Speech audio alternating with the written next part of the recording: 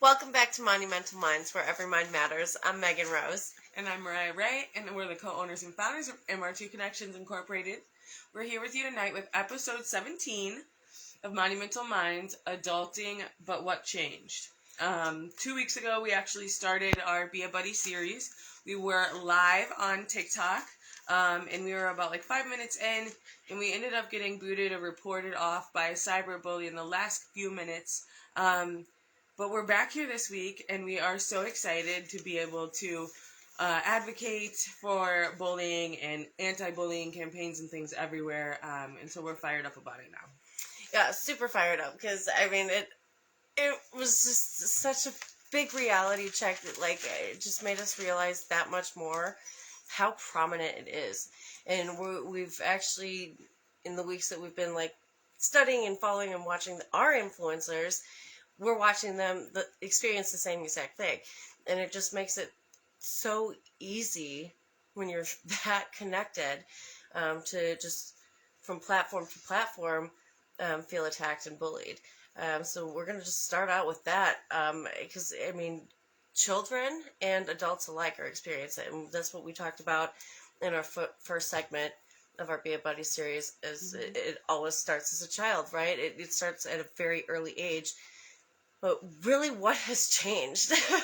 Nothing, tragically, which is why we're advocating the way we are, because it's just so important as we, again, experience it ourselves and witness it, whether it be through personal relationships that we have, relationships in the workplace, things that we see, even going to the grocery store at a restaurant. We've got stories. It's just mind-blowing. It just continually happens day in and day out, especially with the internet as wildly rampant as it is. It's just crazy. You can literally destroy somebody in a matter of minutes. Yeah, it's a really scary thing. And I think it is definitely more prominent now, right? Cyberbullying, of course, now that we have all these platforms. And we even experienced it. We even experienced it as a business early on. And on our actual MonuMENTAL Minds platform as well, we did have somebody that was just trying to get us down, trying to kind of feel like they knew what we needed to succeed and telling us we kind of were going to succeed and those types of things. And they did get cross-platform to us. They were reaching out to us on multiple different platforms. Instagram, with TikTok, nothing Facebook. Good to say. Just commenting in just very negative ways, making us look like just incompetent. And of course, there's always things that we can learn. We're growing. We're learning as we go. We're learning as we grow. And it's just, it's fun. And that was just very quickly taken away. And because we didn't utilize the services that they wanted us to, they did bully us and used their power and ability to market us in the way he wanted us to be marketed. Yeah, I think it was good that it happened so early on because then we immediately talked about it because, like you said, he did get to both of us and cross-platform and things like that, and it was an immediate, let's get this out. This is not serving us. We know that what he is saying is not true. It's that kind of the enemy's talking on one side kind of thing, and that's definitely what it was. So just simple, communication and talking and just blocking. As we can block out, it doesn't serve us. And I think that's what we so often forget is when things are not serving you anymore, you need to get rid of them, right? We're all adults. If we need to make boundaries and do those sorts of things to make sure that nothing brings us down and we protect our energies. And it's really important to just take the time to, sometimes you have to take a step back outside because sometimes it's hard to target and notice. It can be very, very subtle ways that you can be bullied, especially online. It can start out with something small and it'll snowball, and definitely protect yourself in that energy. The first thing, you actually taught me this was it Mel Robbins, about the first thing you do when you wake up. I always would go online and you would see negative comments. And don't get me wrong, I love the haters because it lets us know that we're on the right track. We're doing something right. We're in line with our mission. But at the same time, we don't need to soak it in. Yeah, we don't need that, and you can kind of pick and choose which energies that you're going to allow affect you. because it's really easy to let that, especially when it's just so like in your face. Like that was the first thing I would do is like check my phone, and I was immediately influenced by other people's content, whether it was good or bad. And like, so the first thing I posted wasn't my own. It was a reflection of what other people were posting, what other people were commenting. My energy immediately shifted, whether it be good or bad with the post. So like, it's just hard. And like when you allow yourself to create those boundaries, especially in the cyber world, and to use social media in a healthy way, because it's just such a beautiful thing, and it can be used in such a powerful, amazing, inspiring way. We love what we've been able to do with Facebook. You guys are flipping awesome. We have over 11,000 followers. I'm at like 5,400 followers. She's at 5,900 followers. Like, you guys are incredible. And that happened almost overnight on Facebook. Instagram, our followers are growing. TikTok, you guys, we've been in the thousands for months, and it's explosive, and it's been amazing. But we have had to learn to create the boundaries against the cyberbullies, because they're out there, whether they're personal, even within, close friends or family that you may have trusted, people that you kind of looked up to. You can experience it in so many different ways. And it's just, again, knowing your boundaries and knowing what's going to serve you and what's not. Yeah.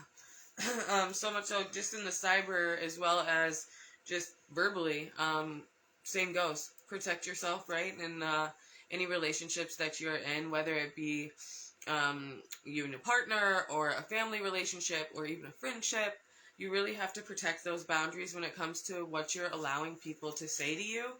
And then furthermore, what you're absorbing from what they're saying to you. Because whether you see it or not, subconsciously you're taking that information in, whether it be good or bad. So you really got to be careful to the negative comments that people are saying around you, and really like check who's at your table. Because if there's a lot of negativity soaking in, I would say that's, even if you don't think it's bothering you, it's bothering you. Nobody is prone to it. I think no matter what, it will bother you, and it will start to affect the way you act and feel day in and day out. Right. So just be conscious of that, whether it be in the social world or, right. Real life. Right, and verbal bullying is just so common, and it's just, especially like it just leaks into the cyber world. It's just when you're face to face, and we see it in people's relationships all the time. Just it can be even just the subtle berating, just the abuse of that trust, that abuse of that power that you have within that relationship. We really got to speak on this and bring awareness to it, because I feel like a lot of people just don't really see it for what it is. And even in the professional world, especially in the professional world, really, I was a young adult, and I was doing like a door-to-door sales thing, and it was night and day. The first, mentor he was just one of the greatest mentors I've ever had in my life, and he was so he changed everybody's life that was on that crew. And when he passed away, the management that took over, they had a very almost like military style type of it was just, if you don't want to get pooped on, if you don't want to get like trashed or trash talked, if you don't want to be berated and bullied, then you're going to sell. And if you don't sell, then we're just going to bully. And it was just, that style was not, it did not serve me. It was super negative, and it gut wrenches people, and it makes people feel bad. And it's just not healthy, not good.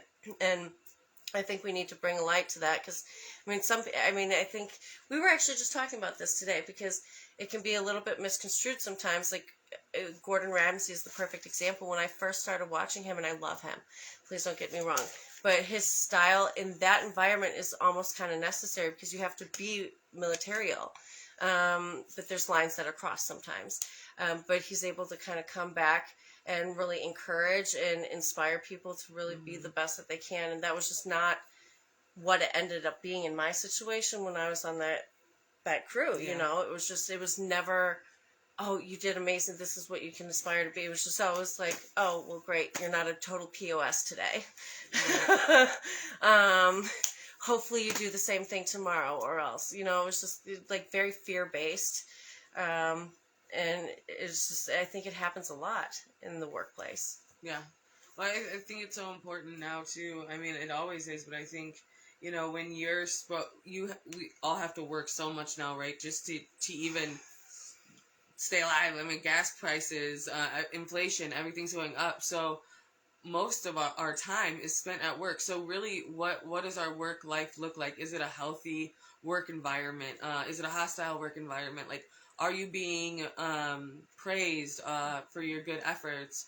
Are you being put down? Because that's probably not a healthy environment. Right. And we all need the money, right? So if that's not a healthy environment and you don't have something to go to at that moment, you at least need to recognize it so that maybe you can get some sort of help, whether you journal it out or you talk to somebody about it, because you need the paycheck. I get that, right? But there's a line and a boundary, like we said, that you have to really draw. Mm-hmm. Yeah, absolutely. And there's lines I've had to draw even with customers in the workplace. Mm-hmm. You'll get bullied by customers. People, especially if you're in the service world. Oh yeah. Oh, she's got So stories for days. Mm-hmm. Regulars that would show up every day and just attack. And reporting those incidences, Mm-hmm. making sure that they're vocalized and addressed. I think there's a lot of bystanders, and it's really easy to fall into that. It's just kind of a comfortable place sometimes. I mean, you don't want to step outside the lines, right? I don't want to cross boundaries. I don't want to overstep. There's those thoughts that always keep us from really stopping them in the moment, and sometimes maybe. But that's so bullying, because right. That's the abuse of power. Right. So it just comes right back down to that is just a bully at the end of the day. Right. So that's when we have to stand up, because the main issue one of the main issues we talked about in childhood bullying is a lot of it could be flipped around if the people seeing it were able to speak up and speak out on it, or say something to the person that is bullying. Mm-hmm. So if we can do that as adults and give that representation to our children, in the next generation, we'll be in a lot better spot for everyone going forward. Yeah, absolutely. And it's so important to stand up against it. And I just bawled my eyes out like a baby the other day when we were watching America's Got Talent, and Lord have mercy, I can't even remember his name. He's just such a beautiful soul, and it was the last act, and his story was he was bullied his entire life, and he never even would have auditioned, but his mother stepped up for him in spite of the bullying that he had experienced and faced, and really was an advocate for him in his victory story, which was just incredible. And we can be those people, whether you're a parent, whether you're a friend, whether you're sitting in a restaurant and witnessing it. I wish I had stepped up and said something in that moment. Just a few weeks ago, we were at Fogo de Chão, and this man, it was a table next to us, it was disgusting. I was so disgusted, and I had no idea what to do. His wife was there, and you could just tell that she was.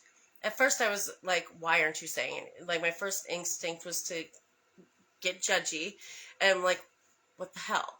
But you could see in her face that she was a victim herself, and really, it's so hard. But I could have been a voice for her in that moment, and this is really what kind of triggered us to start the series in itself. It happened 2 weeks before we decided to officially launch the Be a Buddy series, because it was just he was a 50-year-old in his 50s at a very nice restaurant, and there were these two college girls. They were having a girls' night out. They were beautiful. They had their sexy outfits on, whatever, and it was just too sexual for him. And he, what are you doing? Were you slutting around, looking like tramps, just horrible, right in the middle of the restaurant. And even the waiters were just dumbfounded, and nobody really did anything. He walked out, and I was like, dang it, what do we do? Yeah. And I think that's just an important thing to remember, is we're not perfect, but we are learning from our experiences as far as standing up, and that's why we come on here and we just share what's happened in our lives, because as we're talking now, I'm thinking, well, maybe instead of going up in that situation, since there was a wife there that looked like she was probably a victim of some of this hate at some point in time, do you just speak to the ones that got bullied and be and reassure them that that was a bully, and would have that been the way to go about it? I don't know. In that situation, because something that you just want to be really careful with, although it may not be your reality. What if somebody gets bullied to the point where they're getting abused? And so you would never want to cause something when that person goes home. Right. And I think that's kind of what's scary in the adult world of bullying and victims and things, because you can stand up in the moment, but what is that person going to have to face from that meanie or that bully when they get home and when they're not in public? Right, especially in domestic situations, it's really easy to take advantage of the power situation within a domestic relationship, and lines will be crossed from, verbal bullying to physical bullying, and you just, it's something that not only have I experienced myself, but have witnessed, and it's heartbreaking, because in those moments, what do you do? Because there's so much love there, but that love, that trust was just violated. And when it's consistent, it's repetitive, and you're bullied into a corner and you don't know what to do, like, where do you go? Where do you seek help from? And this is really why we created this platform, is to be relatable and to inspire people to really speak up and speak out against it, because we can be the change. When behavior stops and when behavior is addressed, especially early on, it can prevent repetitive behavior. We can stop the cycle of bullying. We can stop the repetition of abuse, because that's what bullying is. It's repetitive abuse. Yeah, I as well have seen myself in relationships that have resulted in abuse or therefore bullying. And love can be blinding, right? That's what they say. Love is blind. And you fall into a lot of things and you learn a lot of lessons. But I would have never known how to stand up for myself in the moment. I was kind of in that surviving instead of thriving kind of thing. Definitely wasn't close to the thriving mode yet, but surviving. And I think when in that mode, you allow a lot more to happen to you. And because your own self-worth is so low at that point. Right. And you just don't care for yourself like you should. And so you allow just physical things like that, things you would not normally allow if you were giving yourself the time and the self-care and really knowing your self-worth truly. And I think that comes with time. So, like, no shame to either of us or anyone else, right, who's found themselves in this situation, because it is so, like she said, it is so common. Whether you know it or not, somebody close to you is dealing with it, somebody in your family. I wish I didn't know that, but I know that for sure, that it is. But there's things that we can do. Yeah. And that's the best part about it. Absolutely. But we have to be courageous, and we have to speak up, because nothing's going to be changed in the aspect of bullying, whether it comes to childhood or adult bullying, without courageous, brave moments. It's not saying that you have to be the courageous, brave one all the time, but get with somebody, ally with somebody that can help, but have that brave, courageous moment so that you can change what it really looks like at home or at your work environment, or where you go volunteer at. Like, things happen in the weirdest of places. Bullying happens in all sorts of places, whether it be, work, home, religious establishments, the everything. Bowling alley. Have you seen bowling leagues go at it? Okay, the drive-through. Yeah, anywhere. It happens everywhere, and it can happen anywhere, and it's just to anyone. Yeah, to anyone in any situation. And I think the more that we become more self-aware as well in those moments, we can be quicker to nip it in the butt when it starts.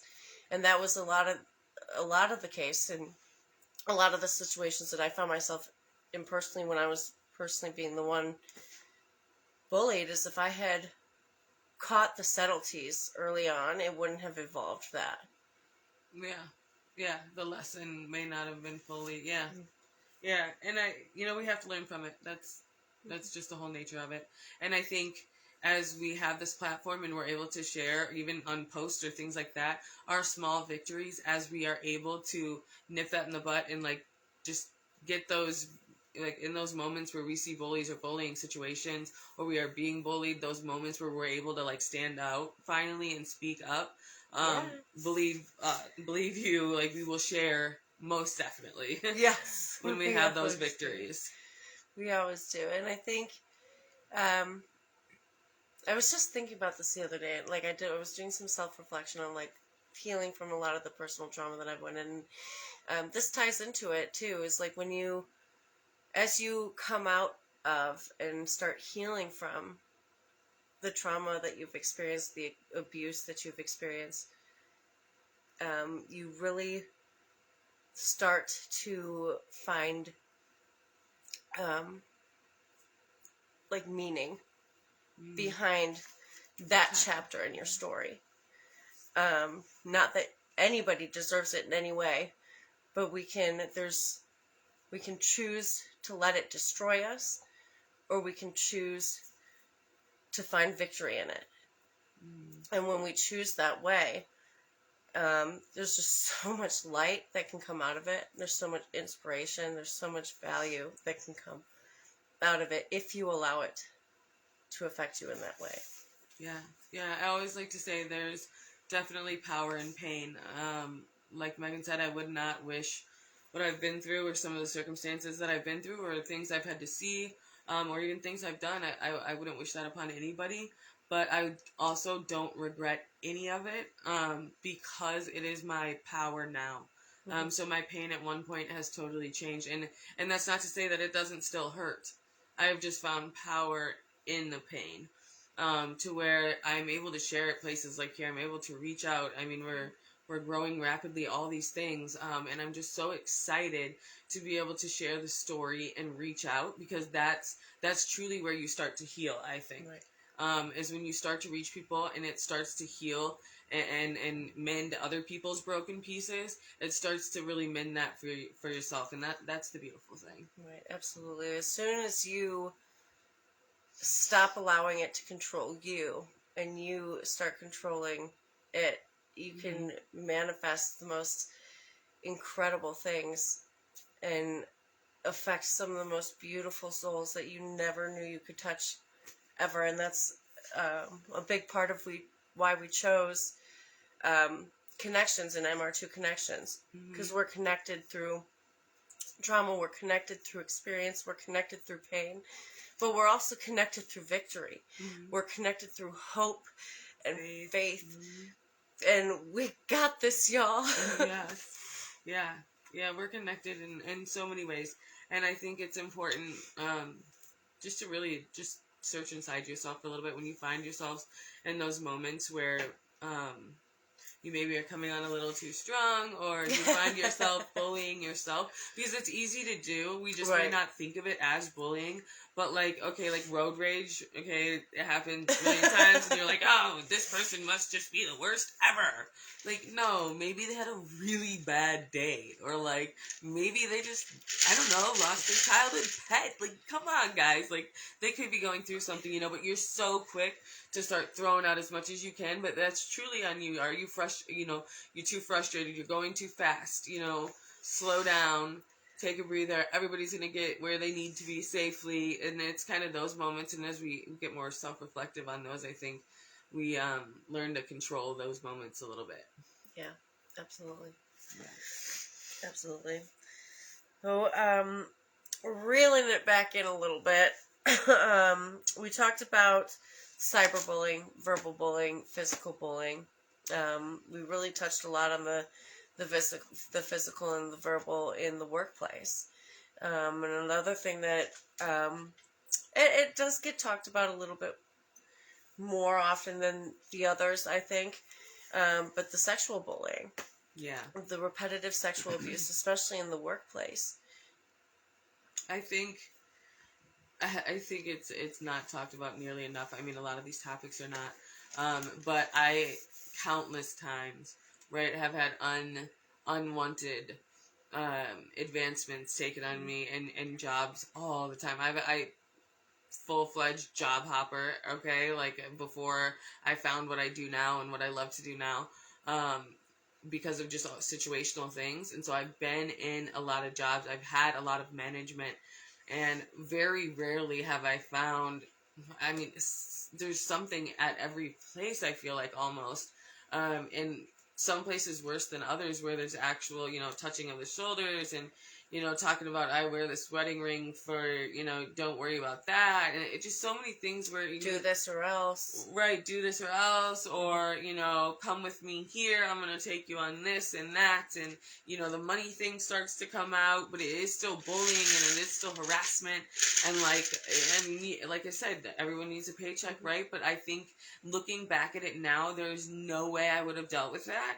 There's no way I would have stayed silent about it as long as I did. I ended up just walking away from the job, because as I started to go up and was going to actually speak up about what was going on, the person above was just as bad. So at that point I realized it was kind of like in numbers, and maybe it's just better that I walk away from the situation. So that's what I chose to do, and that's the boundary that I chose. But I think there's lots of ways that you can go about it. I mean, there's HR departments for businesses and things like that, and there's ways to deal with it. But I think just know your worth and really think about that. Stay in those types of situations, because it was so toxic. And just the male to female toxicity, like the relationships in the workplace, and the way that women are looked at, it's not good. Yeah, it's especially hard for women. But you see it the reverse as well. I mean, you see women abuse their power in the workplace, not as often, I would say, especially our experiences are totally different, but you see examples of it, and you witness it every now and again, and it's just, you mentioned the group.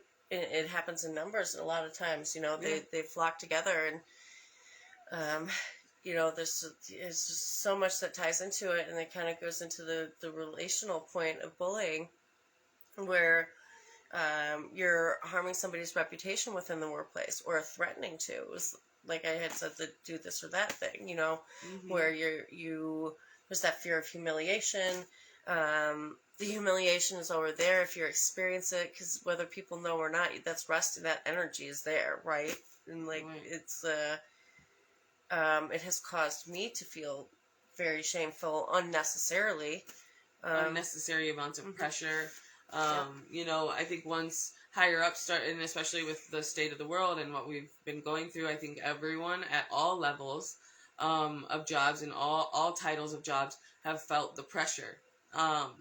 And when people feel pressured, they pressure the next person and the next person and the next person, and it goes down the line, right?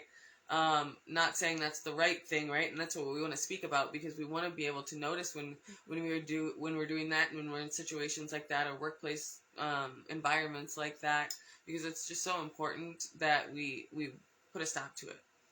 Right, absolutely. And if there's some situations where she was put in a spot, you couldn't do anything. You couldn't do anything. You go to the higher ups, and they're in on it too. Right. Then what do? You walk away. You walk away. And Mm-hmm. if enough people walk away, they don't have a company to run. Let's be honest.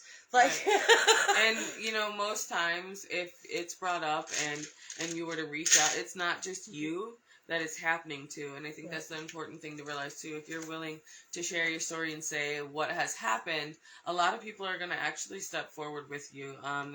For sexual harassment in the workplace, whether it be at home, and you're able to speak out in some sort of group, there is groups and there is places that advocate for all of this. So just reach out and know that you're not alone.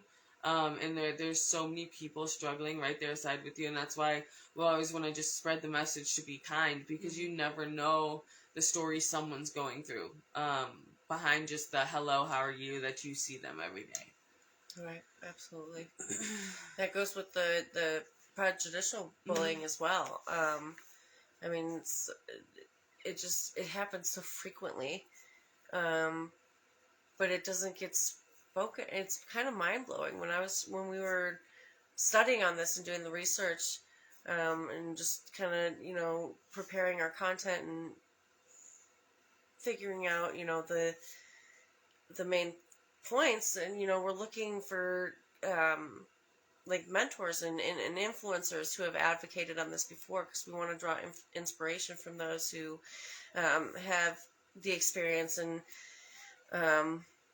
who are strongly advocating for it, and there's just not much out there. You see individual stories that go viral, every now and again, but you don't really see a group of people standing up and advocating for it, and we want to change that. 'Cause you see groups of people all the time bullying even other groups or individuals, whether it's based off of sexual orientation or religion. I mean, I actually switched schools, so when I was in a very strict denomination. It was just different. It was a charismatic church, and I loved them so much, and I just grew so much spiritually. There was a lot I learned in that moment, but I was feeling so much pressure from my high school, and this kind of goes back to the kids, but it happens in the workplace too. So even as I came out of high school, I switched high schools, and I went to a private school, a private Christian school, and I'm thinking like that'll be a safe place. Total opposite. You've got Christians fighting Christians because they're different denominations, and it was just insanity. And that's just not innately born within a child. That's something that's taught in the home. And we as adults, I mean, we need to be coming together. Yeah. When we were talking about the prejudicial whole aspect of bullying, I love Audible, and I get my one book every month, and I'm actually just finished it, Naturally Tan by Tan France, and he speaks a lot on bullying that he has experienced for being brown. And you know what, it's kind of been a while since, I mean, with COVID, I feel like I was kind of like washed of all memory and things for a while, just with how much has been going on. But do we remember when 9/11 happened and brown hate started to really be a thing? And when, what if I miss, he speaks about, like, what if somebody with white skin misses an airplane and they're running to it with a backpack on? Nobody's going to think anything of it. But if somebody of brown skin was to do that, it would be a totally different thing.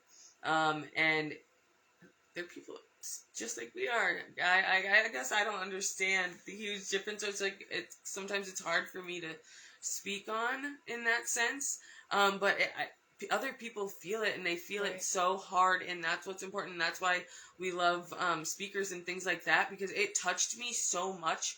But I haven't felt it, and although I would almost say, like, I would want to feel it so that I could empathize with it. That's just something that I can't, and so hearing that story just really broke my heart, and it made me remember just how much hatred went on during that time, and how much it still lingers, brown hate and things like that. And with COVID, we've noticed Asian hate going up so much, with COVID and just all the things that have been going on in the past couple of years, and it's so sad. It's unnecessary, and it's something that we will never experience ourselves, but we can change. We can spark change. Because seeing it's just heartbreaking. It just, oh man, and that's why I love and appreciate people like Tan who are willing to step up and share their story to make us aware, because we can walk through life ignorant, not knowing what's really happening or what work we may even be causing. What's that fear? What can we do to reel it back in and be a source and a catalyst of change? Yeah, and as we talk about prejudicial, I just want to bring up the LGBTQIA plus group, because although, I mean, I identify as bisexual, my coming out story, it's not really that special. I came home with opposite gender, and I just kind of thought that was going to be accepted. It took a long time for my mom to kind of like understand and truly grasp the concept of all of that. But as far as a story or my safety being, anything in danger, it was not like that. But I know for so many, it is not like that. So many people get, you have to move out. You're out. You're such a horrible person. I mean, there's so many stories. We're signed up for the 51-mile Pride ride this month, and so many people are coming out with their coming out stories, or just stories of people around them that they've experienced, and they're telling these stories, and they're getting bullied above and beyond anything but from people that they love. And that's what's so confusing to me. So I think the 51-mile Pride ride to us is standing up for all those people that did have those difficult stories, because even though we may not have, that does not mean that we don't want to stand up for all those who have had a tough time when it comes to that.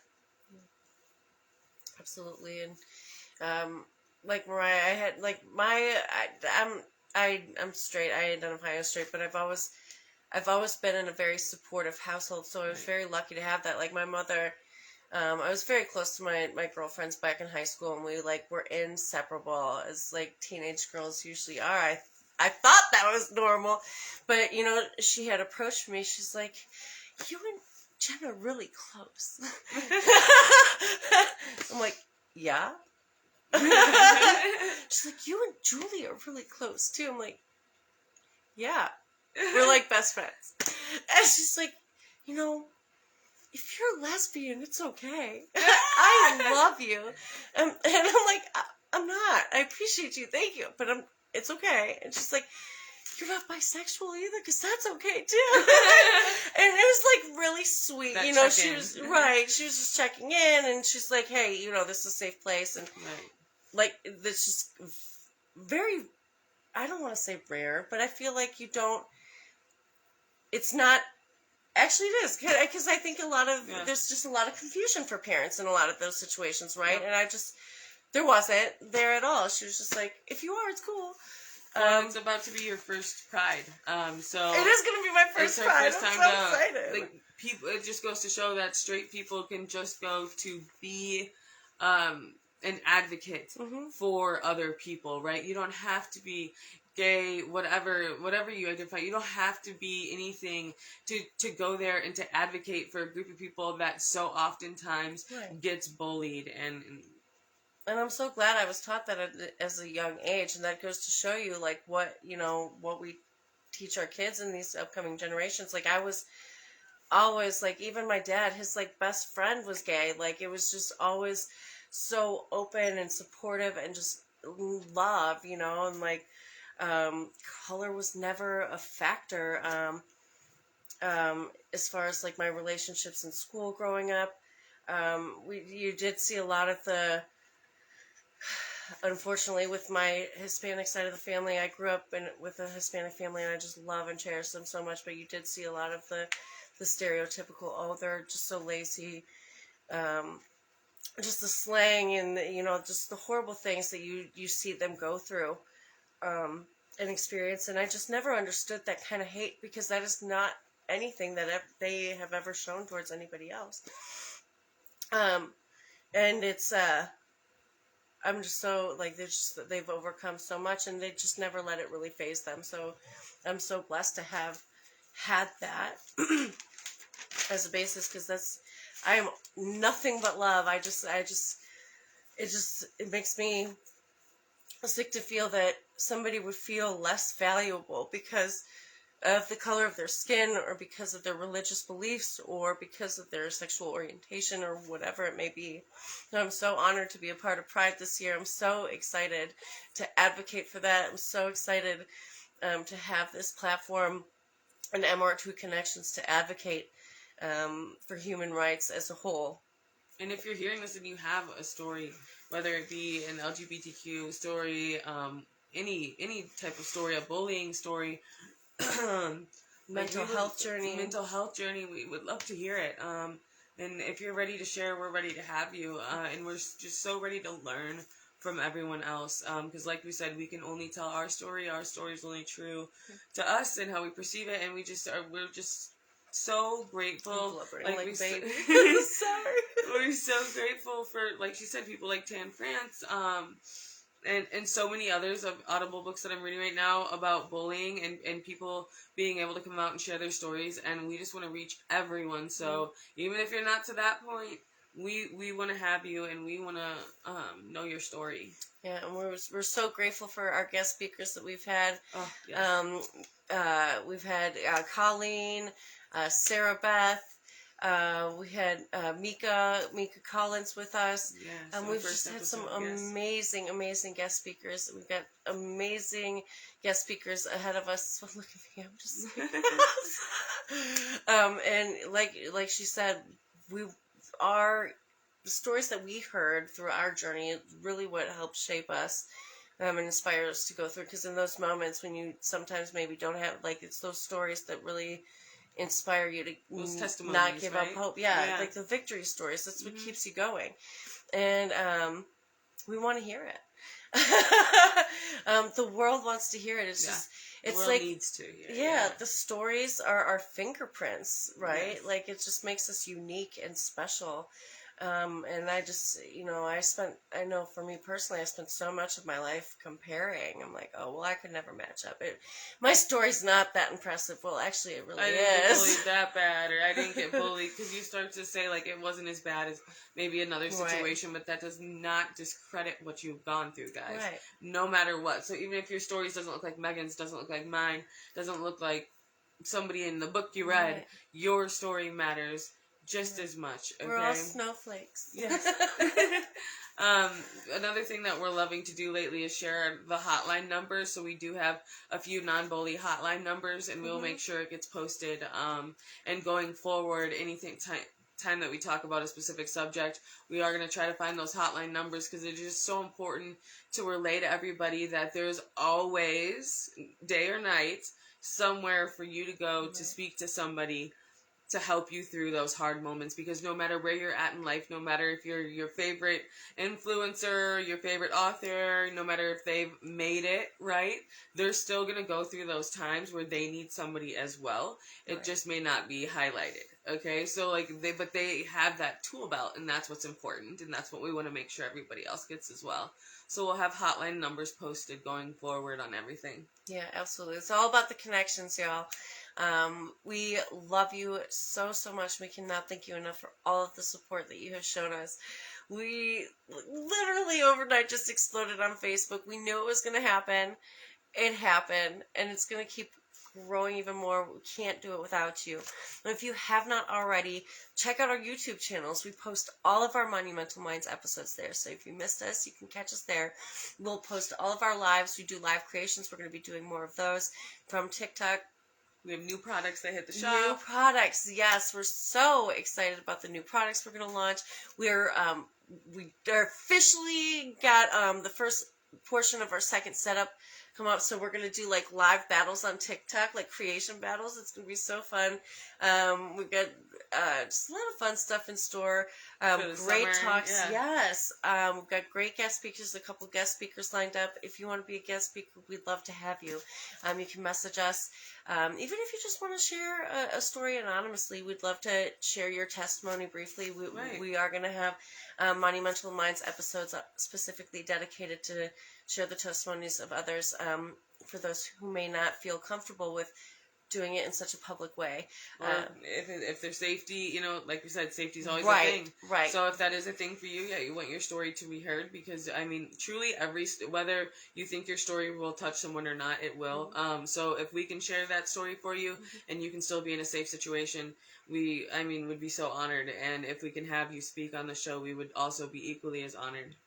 Absolutely. This again was our second segment of our Be a Buddy series, episode number 17, take 2. Yeah. Join us next week. We'll be live again from Facebook for our third segment of our Be a Buddy series. We'll be talking about the effects of bullying, not only the effects that it has on the people, the victims of bullying, but the bulliers as well, because it just it's just residual energy that progresses, and it just has long-term effects on everybody. So we're going to be talking about that. And then the week after, we'll be wrapping up with our fourth segment of This Is How We Overcome. So thank you so much again for supporting us. Like us on Instagram, TikTok, Facebook, all the things. And until then, keep those good vibes spreading. Bye, guys.